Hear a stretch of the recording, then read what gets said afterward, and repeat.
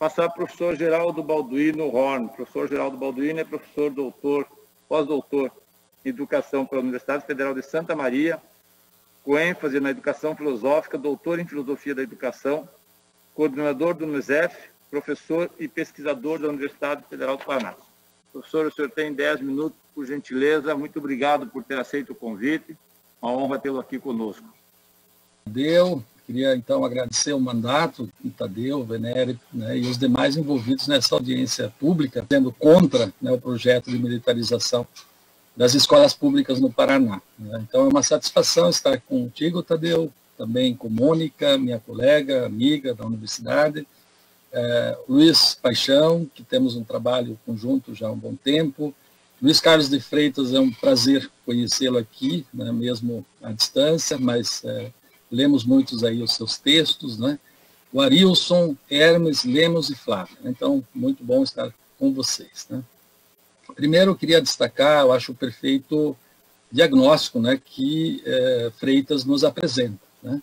O diagnóstico das consequências, em última instância, né, desse projeto, né, de escolas militarizadas no mundo afora, que mostra que, de fato, há um fracasso, né, total, né, desse projeto e já abandonado, né, pelos países mais de centro, países mais desenvolvidos industrialmente, conforme mostrou muito bem aí o professor de Freitas, né.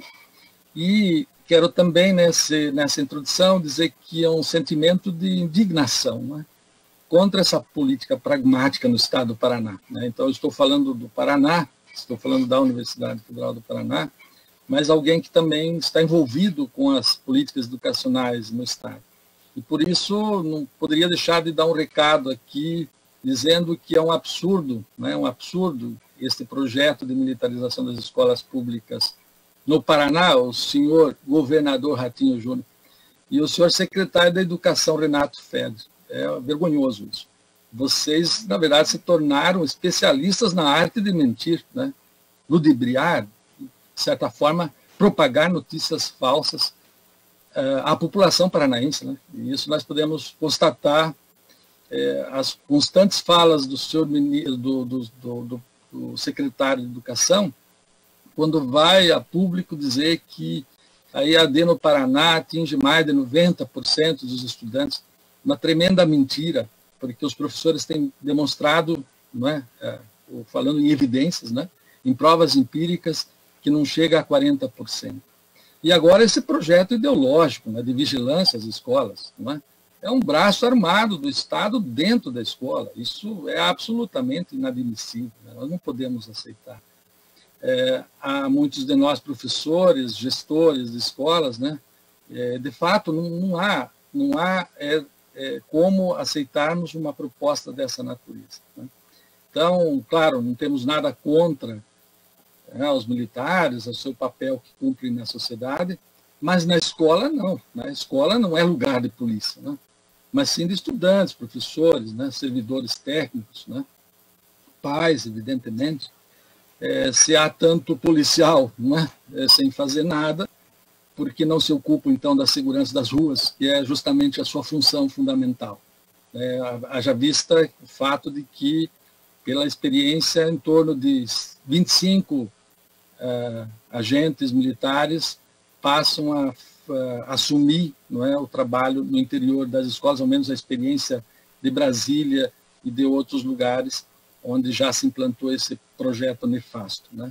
Então, eu penso que essa audiência pública, né, ao menos para mim, é um ato de resistência, né, e de defesa, novamente, da escola pública paranaense em sentido absoluto, em sentido forte. Então, nós temos que dizer não mesmo à militarização das escolas públicas no Paraná e no Brasil, né, em termos totais, né. Não há meio termo, não é? Escola, de fato, não é quartel, né, e essa distinção a gente vai ter que ter. Escola não é lugar da polícia, né.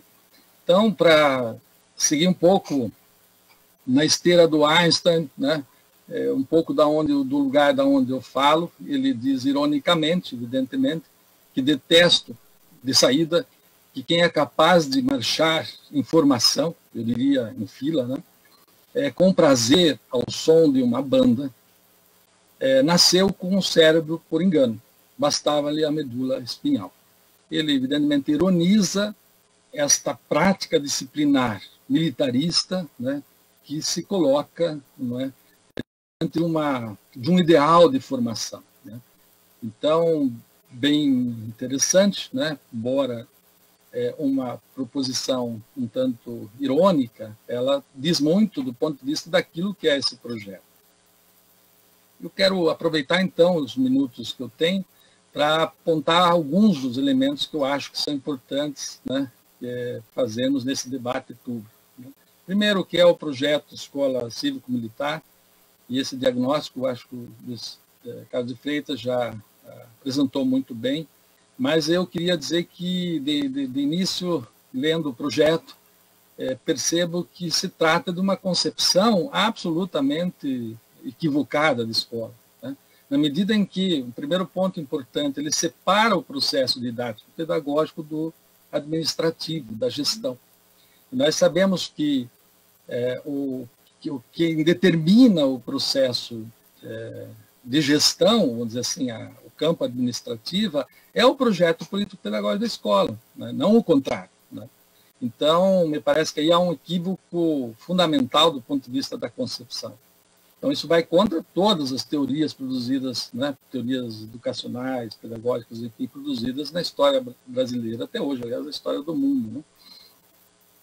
Então, evidentemente, é importante destacar, no caso brasileiro, né, esse projeto toma força dentro da política dos golpes sucessivos a partir de 2016, principalmente.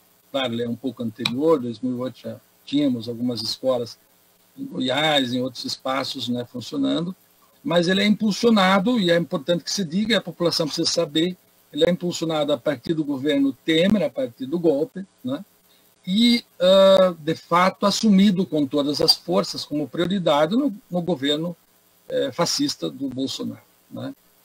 Quando ele, na verdade, um dos primeiro decreto assinado por ele, no dia seguinte, né, do seu governo, foi justamente esse, né. Então, é importante que se diga que faz parte de uma política nacional e tem crescido muito e absurdamente, né. Por isso temos que protestá-lo aqui no estado do Paraná. E agora eu vou apontar alguns elementos, bem rapidamente, porque o nosso tempo aqui é curto, mas dizendo por que não aceitar a militarização das escolas públicas, né? Primeiro, porque escola, como eu já dizia antes, não é quartel, né? Escola é escola, quartel é quartel, né? São duas instâncias e instituições com projetos de formação e finalidades totalmente distintas, né? Cada uma tem uma função social, evidentemente, né? Nem mais nem menos importante, aqui diga-se passagem, quando preservados os espaços próprios profissionais. Elas são igualmente importantes na construção de uma sociedade democrática, não temos dúvida disso, né? Mas a escola é voltada à formação cultural, científica, técnica, política dos indivíduos em geral. A escola não é um depósito, né? É um processo de trabalho do ponto de vista da formação. E a formação militar, por outro lado, é voltada à segurança pública, né? É responsável pela segurança das pessoas, no convívio social e assim por diante. Então, são experiências institucionais que não podem ser confundidas em hipótese alguma, né? A escola é regida por rituais próprios, né? Assim como a escola militar tem os seus rituais, né? Transferir esses rituais, né, para a escola, os rituais militares, os rituais da escola militar para a escola, é, no mínimo, uma violência simbólica, né, que aqui nós sabemos bem, nós educadores que conhecemos as teorias pedagógicas, todo o debate que houve no final dos anos 70, meados dos anos 70, início dos anos 80, em torno da violência simbólica, que nós não podemos, de fato, permitir. Não, quer dizer, nós temos que, na verdade, combater, não podemos aceitar que se vá combater um tipo de violência, né, que é esse que eles estão dizendo que tem que combater, criando outra violência, né? Toda a violência ela tem que ser combatida universalmente, né? Por outro lado, também não podemos aceitar, né, esse projeto, porque ele não contribui com a construção de uma sociedade democrática. Na verdade, Ele impõe um modelo de formação com regras disciplinares absolutamente rígidas, um treinamento e controle, né, baseado em práticas e meios punitivos, né, e não só, também de uniformização, de homogeneização e assim por diante. Né. E, aliás, a grande questão aqui, para nós educadores também, é pensar a questão do corpo, né, porque a questão corporal, né, que está posta no horizonte desse projeto. Né. Ele não respeita os estudantes, né, o Freitas já bem comentou aqui, em relação à diversidade, à subjetividade que são manifestadas, né, no próprio corpo, né, no jeito de andar, no jeito de se vestir e tudo mais. Então, essas escolas militarizadas, então, por exemplo, vão proibir o uso de cabelos compridos, né, e pintados, vão proibir o uso de piercing, né, qualquer tipo de adorno corporal que se venha a usar, ou se venha a enfeitar o corpo, que é uma forma de expressão. Né? O menino não pode usar barba e tem que cortar o cabelo curto no estilo militar. Né? A menina tem que amarrar os cabelos para trás. Né? O corpo do estudante é absolutamente adestrado de acordo, né, com esses ritos e práticas militares.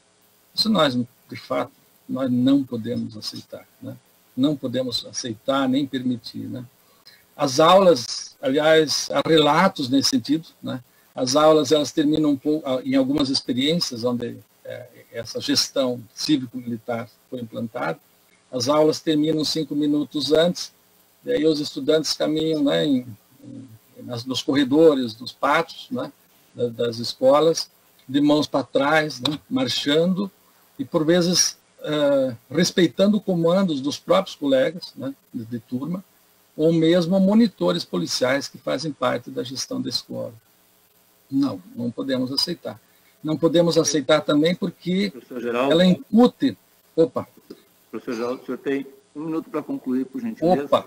Então, tá bom. Então, teria mais alguns pontos que eu gostaria de apresentar aqui, mas eu vou, então, para final. Eu queria só destacar o seguinte, um elemento bem importante é que ela é não só excludente, ela é meritocrática também, né? Porque o custo aluno normal da escola pública, hoje, né, é de R$6.000 ano. A escola militarizada, comprovadamente, tem um custo de R$19.000 ano. Né? Então, por aí você vê que há, de fato, uma demonstração de segregação. Né? Quer dizer, então, que esse investimento, se esse investimento for feito a todas as escolas, teremos, sem a presença de militares, uma educação seguramente muito melhor. Né? Então, a gente sabe que o problema é de outra aí natureza.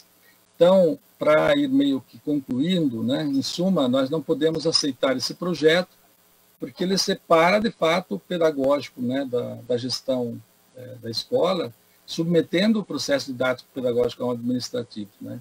E isso fica muito claro no projeto, até que o Tadeu mencionou agora há pouco, no projeto apresentado na Assembleia, pois ele separa, divide e controla, quer dizer, há uma estratégia de separação, divisão, controle.